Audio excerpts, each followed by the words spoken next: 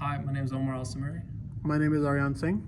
and our other team member, Dio, is not able to be here because of work. And this is our EC178 final project presentation. So the objectives of this project is to demonstrate priority-based scheduling in RTOS using Macro OS, demonstrate reading and writing from an SD card with SPI interface, and display text and an image from an SD card to a monitor using a VGA. So first we'll speak about our QSYS. So our extended learning for this project was learning about SD card and VGA, and we had to refer to outside documentation for that. So we created subsystems within subsystems, and this is our overarching QSYS file, which has SDRAM, NSRAM, JTAG, obviously a NEOS2 processor, the SD card interface component, and last here our VGA subsystem. So after QSYS, we were given a Verilog module, which we instantiated in Quartus. So here, and then all these ports right here were from the DE2-115 board manual. And then we also completed the pin assignments by using a CSV file provided by the professor. So let's go to the assignment planner, pin planner, and then all these pins are set. So after generating this, we were given our SOF and SOPC file. We'll move on to Eclipse. So to demonstrate our project, we're gonna have 3 different presentations. The first one will demonstrate RTOS, the second one will read and write from an SD card, and the third will read from an SD card and display a bitmap image. So starting off with the first task, the first RTOS, our first presentation. Let's go from here, program part 1. And then we have to program our board. Our board is not programmed right now,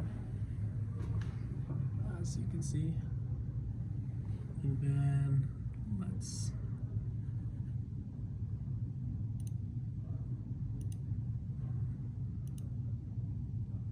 VGA, this one right here.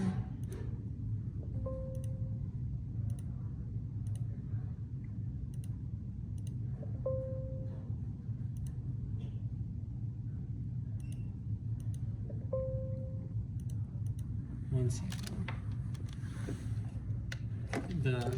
The USB blaster was not plugged in.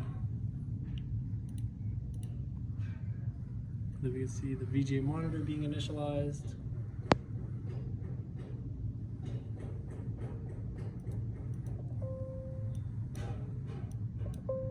VGA monitor, the board is initialized, and this is our own system.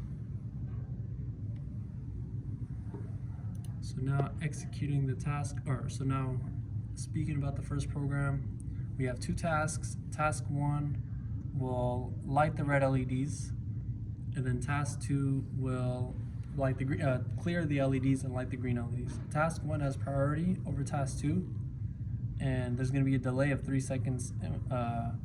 Each task, both tasks will execute at the same time. Of course, task 1 is higher priority, so execute first, and then task 2 execute after. When we run the program,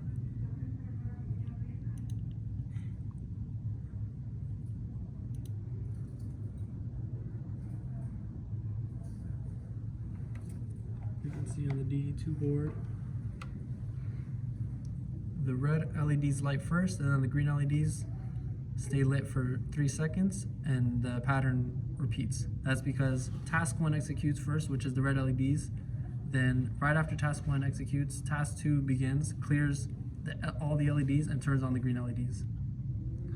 So that's part 1 of our project, demonstrating RTOS. Now Arian will demonstrate the other 2 parts of our project.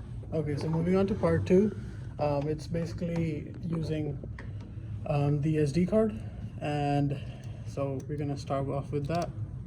We're gonna have it here in our program part 2, and so yeah, here it is, and I'm gonna talk about it a bit first. It's kind of like a menu program where you can see, let's go into the main code, and then here is the menu program. You can enter 1 to see the files present, 2 to write to a file, and 3 to read from a file. So once I run it, I can explain more. There we go. And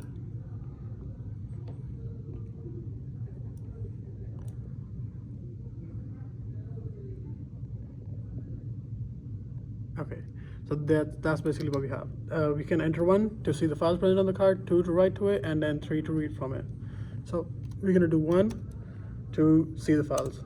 So these are basically it. The first statement shows that the SD card was found and that the FAT16 partition was found, and then the SD card contains these files. So we're gonna press Y to continue, and then we're gonna press 2 to write to a file. There we go. So we just wrote, and to see what we wrote to a file, we can go here and see that case 1 was basically just checking if the file is present, if the SD card is plugged in, and then it just used find files to print out all the files that are present there. So case 2 is basically, we picked out the new file, which is right here, which can be seen right here, and we wrote a C character to it.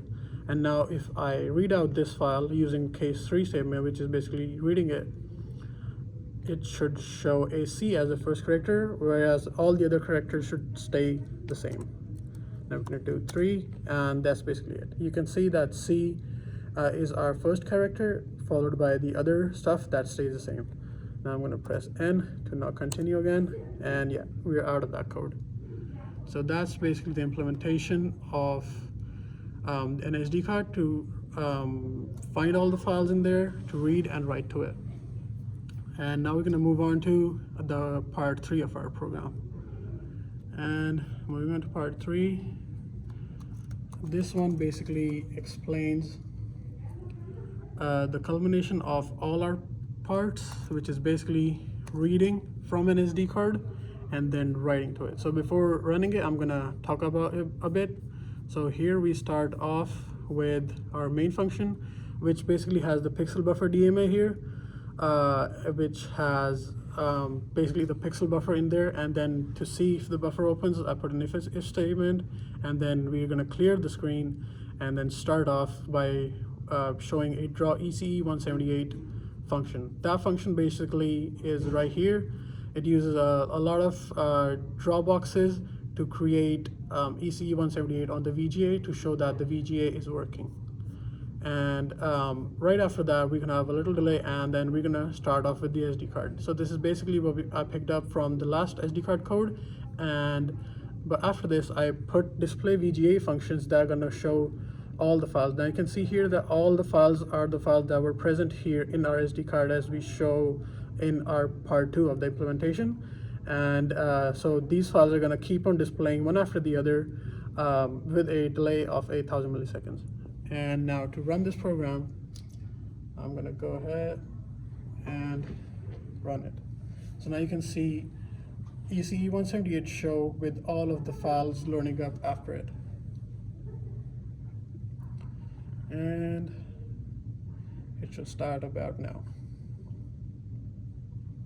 So that's basically ECE178 with the first file now, that is smile1, followed by the loading screen file from the SD card, and now it's going to load up the third one, and finally for the fourth one, and now we're going to clear out the screen. There we go. And that's the implementation of the final part of our project, which basically concludes our ECE178 project implementation. Perfect. Thank you. Thank you.